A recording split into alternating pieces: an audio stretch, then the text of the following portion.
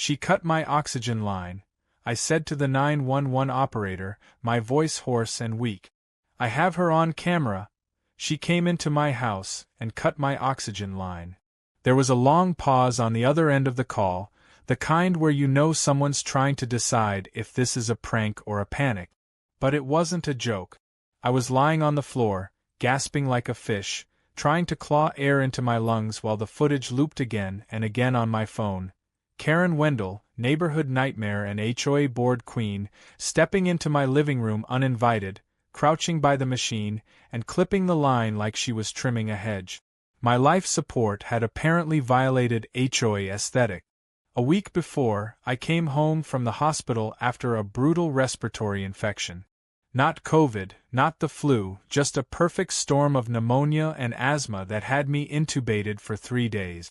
Maria, my wife, wheeled me through the front door with a portable oxygen unit trailing behind like a faithful puppy. I wasn't dying, but without that airflow, I might as well have been. We set up a home system. Simple tubing, discreet tanks, one quiet machine humming beside the couch. I thought I was finally safe. But I'd underestimated one thing, Karen. Karen Wendell had a permanent squint, like she'd been glaring at the world since birth, and never got out of the habit. She was the type of person who called the fire department because someone had a fire pit going 4 blocks away. The kind of woman who measured grass blade. The moment she saw my oxygen setup, she pursed her lips like she'd tasted vinegar. The next day, I got a note. Not mailed, not typed. Taped directly to my front window with blue painter's tape. It read, "Medical equipment visible from the street violates HOA Code 4.3b. Please relocate or shield from view. Thank you, the board." I should have ignored her. I should have let Maria rip it down and set it on fire like she wanted to. But I was tired. Recovery is weird. It makes you more patient and less tolerant at the same time. I moved the tank slightly, just inside the drapes, and figured that would be enough to shut her up. It wasn't. The next few days were tense. Karen would hover. That's not metaphor, she literally hovered. She walked her dog by our house 8 times a day, pausing to stare at our windows. Sometimes she pretended to tie her shoelace. Sometimes she just stood there and squinted at the blinds, like she was waiting for me to sneeze out of compliance. Maria started parking our car diagonally just to block her line of sight. We laughed about it, called her the squinter, but I didn't feel safe. Not really. Then came the night I woke up suffocating. It was like drowning on dry land. My chest locked up. My hands scrambled at my nose cannula. No airflow. I tore the tubes off and tried to stand but collapsed against the coffee table. Everything blurred. I dragged myself across the rug, the way you crawl when instinct takes over, and reached the machine, dead. I thought maybe the power went out, but the lights were on. The machine was blinking a red warning. I followed the line and saw it cut. Clean. Not snapped, not frayed, scissored. The only coherent thought I had was check the footage. We'd installed a security system last year after someone tried to steal packages off our porch. Full audio, wide angle, motion activated. I pulled it up on my phone and rewound to the last motion trigger. There she was. Karen. At 2:12 a.m. She walked right up to the front door like she owned the place. Used something, maybe a master key or lockpick, and walked in without hesitation. No gloves. No mask. She went straight to the machine, bent down, pulled out scissors, and snipped the line like she was cutting a ribbon at a grand opening. Then she looked around, smiled, and walked out. That smile did something to me. Not just fear. Rage. That was the smile of someone who thought they'd won. Who thought they were untouchable. By the time the paramedics arrived, Maria had burst in from the night shift, half in scrubs and fury. She'd gotten the call from 911 while she was mid-triage and nearly ran over a stop sign getting home. She saw the tubing, the footage, and turned colder than a steel tray. Maria wasn't loud. She didn't scream. She just said, "We're going to bury her." Karen was back the next morning, walking her dog in a robe like nothing happened. Maria stormed out to confront her. I watched from the living room with an oxygen mask and the security feed still up. Karen smiled as Maria marched across the lawn. And then she said it. I just wanted to restore the harmony of the neighborhood, Karen told her. Your husband's gear is really alarming to some of the residents. Maria didn't swing. She's not violent. But she did get close enough for Karen to stumble backward into her decorative lilac bush. She didn't know yet that we had her on camera. She was still in denial mode. Still smiling like she'd done us a favor. I called the police that afternoon. Officer Delgado showed up, same one who helped us after the package theft. He had a permanently unimpressed face, like nothing could shock him anymore. Until I showed him the video. She just walked in, he asked. Like she was getting milk from the fridge, I replied. He stared at the screen. Then he stared at me. Sir, are you saying this woman entered your home without permission and tampered with your medical equipment in the middle of the night? Yes. And you have all of that recorded? High definition. Audio. Time stamped. He turned back to the footage and rewound. Played it again. He even chuckled once, darkly, when Karen smiled at the camera on her way out. You know, he said slowly, I don't usually say this, but I think your HOA's about to get real quiet. Karen still didn't know she was caught. Not yet. But things were about to change. I didn't just want justice. I wanted every smug, entitled step she'd taken to come back and bite her right on the HOA-approved paver stones she called a front porch. And with the evidence we had, and the community she'd been tormenting for years, that bite was going to be deep. Maria didn't waste a second. As soon as Officer Delgado left with a copy of the footage in hand and the promise of formal charges pending, she became a woman on a mission. I was still hooked up to the backup oxygen unit, sitting on the couch with a blanket draped over me like an old man in a nursing home, but Maria was moving through the house like a tactical storm. Phone in one hand, notebook in the other, she started making lists. Contact. Neighbors. Witnesses. Legal options. And on the top of her list, underlined twice and circled 3 times, was Karen Wendell. Maria had always been the calm in the storm during emergencies, thanks to her work in the ER. But this wasn't about some random patient. This was about her husband. About someone breaking into our home, while I slept and cutting the line that fed me life. The more she thought about it, the angrier she got, but her anger wasn't loud. It simmered. It calculated. I'd seen Maria angry maybe 3 times in our entire relationship. Each time ended with someone crying who wasn't her. By noon, she had already filed a formal complaint with the HOA board, written a statement to attach to the police report, and scheduled an emergency consultation with a lawyer. Meanwhile, Karen was still walking her dog around the neighborhood like she was the queen of the cul-de-sac. She even had the nerve to wave at our house that afternoon, as if she didn't just try to kill me in my sleep. Her wave was slow, exaggerated, with a smile that said she thought we were playing some kind of game and she was winning. I wanted to scream, but I didn't have the breath. So instead, I pulled up the footage again. Watched it. Rewound it. Zoomed in. I noticed new things each time, her eyes darting to the security camera in the corner and then choosing to ignore it. The calm, almost gleeful snip of the scissors. The way she brushed invisible lint from her sleeve like she was proud of what she'd done.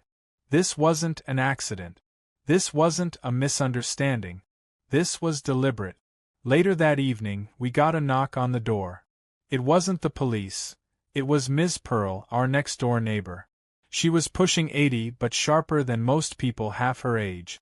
Former systems analyst for a private tech firm, retired early, and known around the block for her unmatched lemon bars and complete lack of patience for HOA nonsense.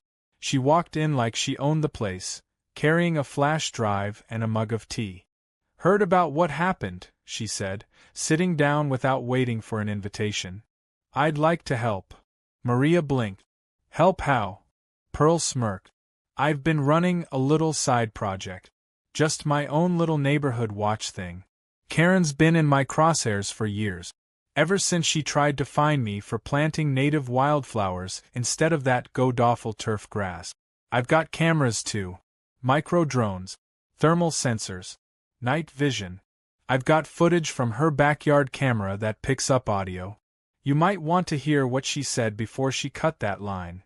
She plugged the flash drive into our TV. I looked at Maria. Maria looked at me. We didn't even have time to ask questions before the screen lit up with black and white infrared footage. Karen's face came into view. It was right after she entered our home. Maybe this'll teach him not to make the neighborhood look like a hospital, Karen's voice said, crystal clear. I felt my hands curl into fists. Maria froze, her jaw tightening so hard I thought her teeth might crack. Karen hadn't just done this out of some misguided sense of neighborhood order, she had a vendetta. She thought she was teaching us a lesson. And now we had the clearest evidence possible that it was premeditated. Pearl leaned back in her chair and took a sip of her tea. You should go public, she said. Post the footage online. Show the community who she really is. I shook my head. Not yet. Let the police finish their part. I want this airtight. Maria nodded in agreement. But the HOA? They're going to hear about this now. So we wrote a letter.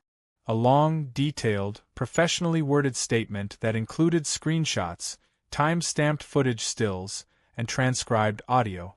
We made sure to highlight Karen's exact words, her unauthorized entry, and the resulting medical emergency. We CC'd every board member, every known neighbor's email, and a copy to our lawyer. The subject line simply read, Urgent evidence of criminal activity by HOA board member. We hit send. The response was fast. By the next morning, 3 board members had resigned. Another called us to apologize, saying they had no idea Karen had gone so far. 2 others doubled down, claiming we were trying to smear Karen's good name. Maria laughed so hard she almost choked on her cereal. Karen, on the other hand, responded by posting a note on the HOA Facebook group that said, Some residents are spreading false information and manipulating footage to create drama. Please remember to trust your neighbors and not be swayed by hysterics. Pearl, ever the subtle saboteur, replied in the comments with, Hi Karen. Just checking. Do scissors count as gardening tools under HOA Code 4.3b? The post was deleted within 5 minutes. Later that day, Officer Delgado came back to follow up.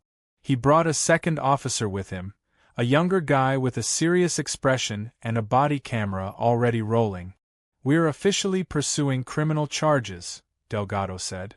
Trespassing, destruction of medical property, and reckless endangerment. Possibly attempted manslaughter depending on how the DA reviews it. Maria folded her arms. Good. Delgado nodded toward me. You okay? I lifted the oxygen mask and gave a weak thumbs up. Still breathing. That got a smirk out of him. Let me know if she tries anything else. Though I doubt she's feeling so bold now. But Karen wasn't the type to retreat. That became clear that evening when we heard yelling outside. I looked through the window and saw Karen on her porch, yelling into her phone. Loud. Angry. She kept gesturing toward our house. A few neighbors had come out to watch. One even pulled up a lawn chair like it was a show. She thinks she's being targeted, Pearl texted us later. She says the video was edited to make her look bad. She walked in and cut a medical line, I replied. Karen logic, Pearl said. She'll probably say you edited the oxygen out of your own lungs. We should have felt victorious. But I knew something else was coming. People like Karen didn't just accept consequences, they spun them into persecution. I had a feeling she was already planning her next move. Maria did too. That night, she walked into the living room holding a manila folder. It's time we talk to a lawyer, she said. Because if she wants a war, she's going to get one. And for the first time in days, I actually felt stronger. Because Karen might have thought we were weak. That I was sick and fragile. That Maria was just a nurse. That neighbors would stay silent. But she had no idea the kind of storm she'd just kicked up. And this time, the whole neighborhood was watching. The emergency hearing was scheduled for a Friday afternoon, but by Tuesday morning the entire neighborhood knew something was coming. Word spread fast, especially when half the HOA board abruptly resigned and Karen's porch arguments with her phone got louder and more frequent. One neighbor said she'd seen Karen throwing documents into her fireplace at 3 in the morning. Another claimed she overheard her trying to get a locksmith to rekey the HOA's shared office space, despite having no legal authority to do so. Whatever Karen's plan was, it clearly involved doubling down, and she was counting on the few remaining loyalists on the board to back her. Maria and I showed up to the pre-trial meeting with our lawyer, Paul Cartwright, a sharp-tongued legal veteran who dealt with enough HOA drama to consider it a personal mission. He wore a tan blazer that looked like it hadn't been fashionable since 1998 and carried a legal pad filled with notes written so tightly they resembled ancient runes. He was polite but efficient, cracking his knuckles as we walked into the municipal building's low-ceilinged hearing room. Karen was already there. She wore a blue blazer and a brooch shaped like an eagle, the kind of accessory someone wears when they want to look more official than they are. Her expression when we entered was something between a smirk and a snarl. She sat beside her attorney, a nervous-looking man in a wrinkled suit who spent most of his time flipping through papers and adjusting his glasses. The judge was an older man named Holbrook, a no-nonsense type with heavy eyebrows and a gavel he wasn't afraid to use. He looked like someone who'd seen every excuse in the book and didn't care for any of them. When he sat down and glanced over the preliminary files, he didn't even try to hide the sigh. "Ms. Wendell," he said, his voice flat, "you are aware this hearing pertains to an emergency request for a protective injunction and review of criminal conduct related to unauthorized home entry and interference with medical equipment, correct?" Karen stood and folded her hands in front of her like she was about to receive a community service award. "Yes, Your Honor, and if I may clarify—" "You may not," he interrupted. "Sit." That set the tone. Paul stood up and launched into a clean summary of the incident. He showed the footage on a portable screen. Karen entering our home, snipping the oxygen line, and leaving as casually as if she'd dropped off cookies. He paused the video on her smirking face. Then he played the enhanced audio Miss Pearl had provided, where Karen made her now infamous remark about teaching me a lesson. It was quiet in the room when it ended. The silence wasn't surprised. It was disgusted. Karen's lawyer cleared his throat. "Your Honor, my client maintains that she believed the equipment was a hazard to the neighborhood's appearance and was acting under the authority of the HOA charter." "Authority," Judge Holbrook repeated, "to enter someone's private home without consent in the dead of night and tamper with medical support equipment?" She misunderstood the parameters. She cut an oxygen line. Karen finally spoke up, her voice trembling with what she probably thought was righteous indignation. "I was trying to restore neighborhood standards. We have rules for a reason. If we let one person put medical gear out in the open, others will start building carports or storage sheds or who knows what else." Paul looked at the judge and raised an eyebrow. "Your Honor, as previously demonstrated, the equipment was entirely inside the home, partially shielded by the blinds, and posed zero threat to neighborhood aesthetics." Karen's mouth flapped open and closed like she was trying to find a sentence that would make her look less guilty and more victimized. "It was a visual intrusion," she managed. "And the HOA code?" "There is no HOA code," Paul cut in smoothly, "that permits criminal trespass or the endangerment of someone's life." Judge Holbrook leaned forward and laced his fingers together. "Ms. Wendell, do you understand that what you did could have resulted in serious injury or death? That this was not only illegal, but malicious?" Karen's response was to blink rapidly and say, "I was under stress." The judge stared at her for several seconds, then turned to Paul. "Mr. Cartwright, is your client seeking damages at this time or just protective relief?" "For now," Paul said, We're requesting an emergency injunction barring Ms. Wendell from approaching the Taylors' property and from holding any HOA authority until the criminal proceedings conclude. Civil damages will be addressed after those proceedings. Granted, the judge said without hesitation. Restraining order issued. HOA authority suspended immediately. Ms. Wendell, you are not to come within 200 feet of the Taylors' home or any property owned by them. Karen opened her mouth like she was about to protest but thought better of it. Her lawyer looked like he wanted to slide under the table. But it wasn't over. Just as we were packing up, a man in a suit entered the courtroom with a folder and approached the bench. He whispered something to the judge and handed over the folder. Judge Holbrook opened it, scanned the contents, and his expression shifted from annoyance to mild amusement. "It appears," he said, looking directly at Karen, "that your HOA's insurance provider has just filed a formal cancellation notice. Your unauthorized entry voided the liability coverage for the entire board." Karen's face went pale. "And," he continued, "they've forwarded documents indicating that you misrepresented your background when applying for the board. You failed to disclose a prior fraud conviction, did you not?" "Aye, that was sealed," Karen stammered. "Not from insurers," he replied. "That did it."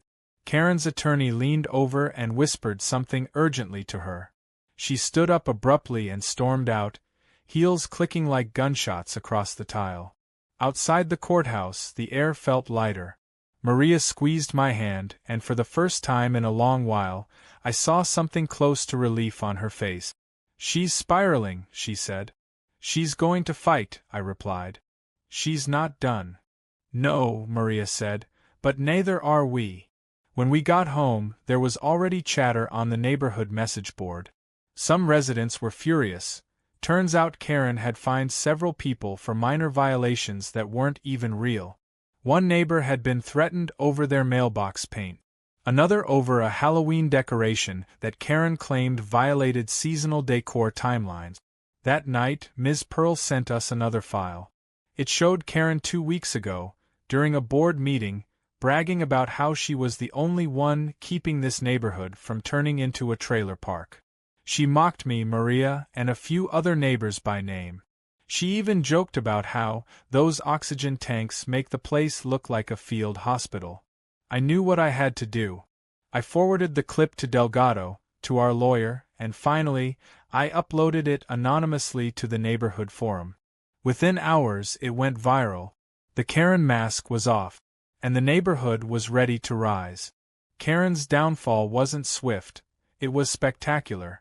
The neighborhood didn't just turn against her. It revolted. The video I posted to the community forum, the one where she mocked residents and called my oxygen setup a glorified lawn ornament, lit the fuse. People were shocked at first, then outraged, then united in a way I didn't think was possible for a group of mostly quiet suburban homeowners. Turns out, everyone had a story about Karen. Her fake rules, her impossible fines, the condescending notes she left on doors like a middle school hall monitor with a god complex. And now that her lies and criminal behavior were exposed, the neighborhood finally found its voice. It started with the petition. A father of 3 down the block, someone Karen had tried to report for having a trampoline visible from the street, started a formal HOA decertification petition. Within 24 hours, over 70% of the community had signed it. People who hadn't spoken in years were walking door to door, sharing stories about fines, threats, and passive-aggressive emails.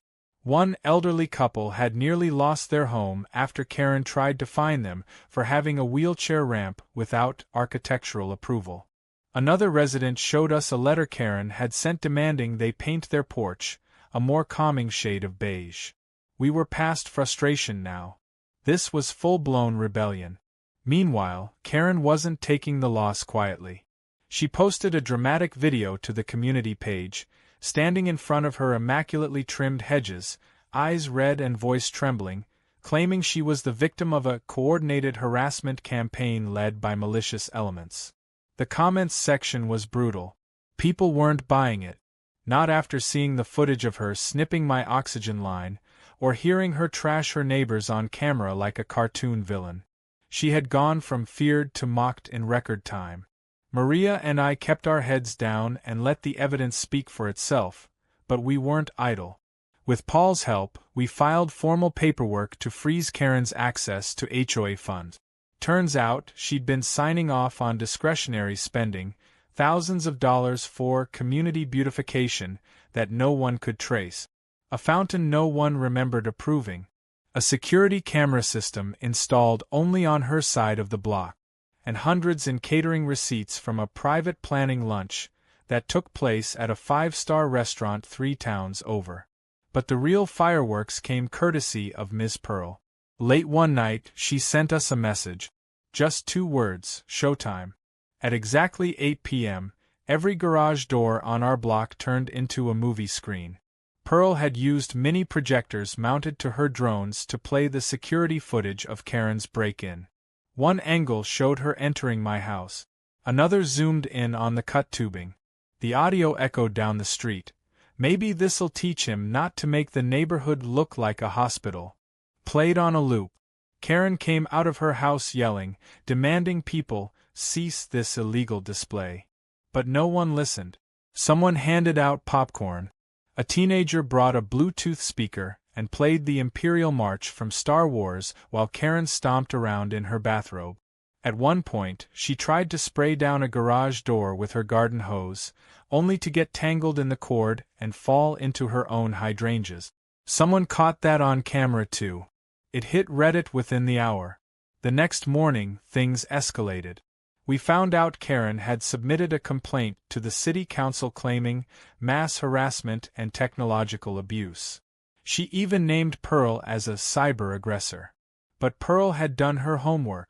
She went to the next council meeting with a binder thicker than a phone book, filled with screenshots, footage, and a timeline of Karen's infractions dating back 5 years. Pearl spoke for 10 minutes. When she was done, the council voted unanimously to audit the HOA and strip it of any municipal privileges until the investigation was complete. But the best twist came from a place none of us expected: Karen's job. Or rather, her fake one. Someone on the forum had done a little digging. Karen had claimed for years that she worked in community planning and urban development. She even used that title to justify many of her HOA decisions. But after the videos surfaced, someone contacted the state licensing board. Turns out, Karen had no certifications, no employment history. The planning firm she claimed to work for had never heard of her. And worse, she had a fraud conviction in another state under a different name. She'd legally changed her surname 10 years ago after serving probation. By the time this came to light, she was already being investigated by the HOA's bank, the insurance company, and now the state. Charges were piling up. Her lawyer reportedly dropped her after she refused to follow legal advice and attempted to file a countersuit for emotional damages caused by oxygen machines. Maria and I watched all of it unfold with a mix of disbelief and grim satisfaction. For the first time in weeks, I could sleep without fear that someone would tamper with my lifeline. But I still felt tense, like there was one final piece left to fall. And then it did. A few days later, we received a delivery. Not from the police or the HOA, but from a local sheriff. It was a new copy of our security footage, this one enhanced and synced with an angle we hadn't seen before. A camera hidden in the motion detector panel had picked up something else during Karen's break-in. Not only had she cut the line, she'd also opened our mail. She'd rifled through a stack on the table and pocketed a small padded envelope. One I now remembered was the delivery of my new medication. Controlled substance. Tracked by prescription. It was a federal offense. We handed that footage over immediately. Delgado returned, this time with a warrant. He didn't even knock when he got to Karen's house. He walked up with a team, knocked twice, and when she didn't answer, they opened the door themselves. She was in the middle of packing, half her living room filled with suitcases and boxes. The look on her face when she was let out in cuffs was something I'll never forget. Shock. Disbelief. like the world had conspired to punish her for something she thought was just a little neighborhood correction. But this wasn't over a noise complaint or a garden gnome. She'd broken into a home, endangered a life, committed mail fraud, lied to an entire community, and manipulated a system meant to protect people. She didn't just break the rules. She thought she was the rules, and now she was being carted off by the people who actually enforce them. As they drove away, Ms. Pearl appeared beside us on the sidewalk, holding a bag of lemon bars and her tablet. She looked up at the empty house across the street, then back at me. "Karen always thought this neighborhood belonged to her," she said. I nodded slowly. "Turns out," Pearl added, "it belongs to everyone else." And for once I took a deep, clear breath. Karen's trial wasn't just a court proceeding, it was a spectacle. Word had spread beyond the neighborhood, beyond even the city. By the time the preliminary hearings began, local news outlets were calling it the HOA horror case, and podcast hosts were doing deep dives into Karen's past with the kind of detail usually reserved for crime documentaries. The footage of her entering our home had gone viral not just online, but on television. One national show dubbed it the most unhinged HOA moment in American history, which probably said more about how often HOAs made the news than anything else. Either way, Karen had become a household name, and not in the way she had hoped. Inside the courtroom, however, things took on a different tone. Serious, heavy, filled with a kind of tension that doesn't come from drama but from the weight of real consequences. She sat at the defendant's table with a new lawyer, an older woman who looked like she'd been dragged into the case reluctantly and was already regretting it. Karen wore black. Not out of mourning, I guessed, but as a calculated move, like someone who'd Googled what to wear to look innocent in court. Her hair was tied back, her makeup toned down, and the brooch was gone. She didn't look like the self-proclaimed neighborhood enforcer anymore. She looked like someone clinging to the last thread of a fantasy she had spent years building. Maria and I sat together in the front row, right behind our attorney. Ms. Pearl was there too, along with half a dozen neighbors who had taken off work just to be present. Some brought notes. Some brought documents. One even brought a copy of a fake fine Karen had issued 6 months ago, citing improper porch symmetry. The judge had to remind the gallery twice to stay quiet when testimony began, mostly because people kept snorting in disbelief when Karen tried to explain herself. "I truly believed I was acting in the best interest of the community," she said on the stand, voice quivering just enough to seem rehearsed. There had been concerns about the visual impact of certain medical installations and whether they posed safety risks to children walking by. "I only intended to investigate." The prosecutor raised an eyebrow. "By cutting a resident's oxygen line and removing prescription medication from their home?" Karen blinked. "I thought the equipment was improperly installed. I wanted to disable it temporarily to ensure it wasn't hazardous." "And the medication?" "I didn't realize what it was." "So you entered a private residence without consent, tampered with life-supporting equipment, stole a federal substance, and you're claiming it was community service?" There was a pause so long you could hear the bailiff exhale. Karen tried to pivot. The Taylors had always been hostile toward the HOA. "I was trying to maintain peace. They were creating disorder." At that point, the judge interjected. "You believe that a man recovering from respiratory failure, using a legally prescribed medical device, was responsible for disorder?" Karen opened her mouth, then closed it. Maria didn't flinch through the entire testimony. She just stared at Karen like she was watching someone try to rewrite reality in real time. When it was her turn to take the stand, she didn't need notes. She spoke plainly, clearly, and with a quiet kind of fury that silenced the entire courtroom. "I've seen people die gasping for breath," she said. "People who would have lived if they'd just had a few more seconds of oxygen. When I came home that night and saw my husband clawing at the floor, pale and shaking, I thought I'd lost him. And when I saw the tubing, cleanly cut, I knew it wasn't an accident. Someone did that on purpose.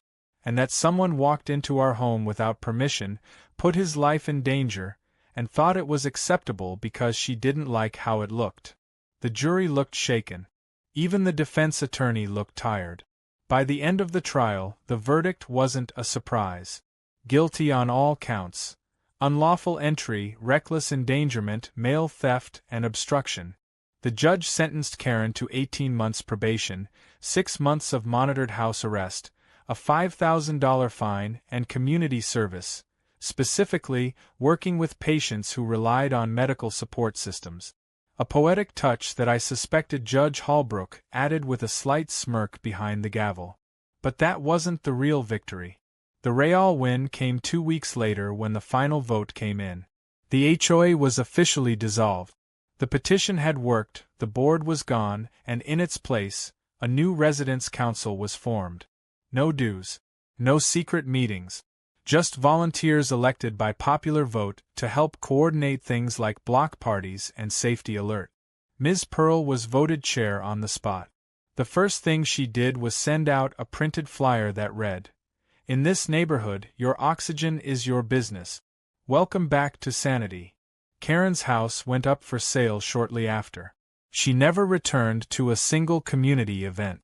A few people said they saw her in her yard once or twice, but mostly she stayed inside. Her home looked like a fortress now, the shutters drawn, the lawn neglected. No notes appeared on doors anymore. No mysterious finds. No surprise inspections. It was like the Karen era had ended and left behind nothing but overgrown hedges and bitter silence. One morning, Maria and I went for a walk and passed her house. There was a handwritten sign in the yard that read, "Private property, no trespassing, protected by legal force."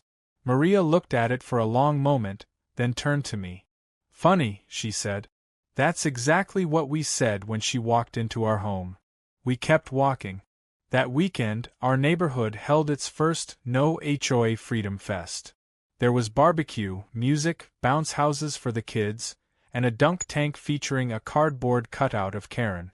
No one said her name out loud, but the jokes flew anyway. I sat on the porch with my oxygen machine humming beside me. Not hidden, not draped in shame, just existing the way it was supposed to. Safe. Undisturbed. Mine. A few reporters showed up too, wanting follow-ups. I declined interviews. So did Maria. It wasn't about the spotlight. It was about breathing easy in our own home again, about having neighbors we trusted, about waking up without wondering if someone was lurking outside with a clipboard and a grudge. Later that night, as the sun set over the block and the party faded into fireflies and chatter, I sat beside Maria and looked across the street one last time. Karen's house was dark, empty. For sale sign tilted just slightly in the wind. Somewhere in that silence, justice had taken root. And for the first time in a long time, I didn't just feel like I'd won. I felt free.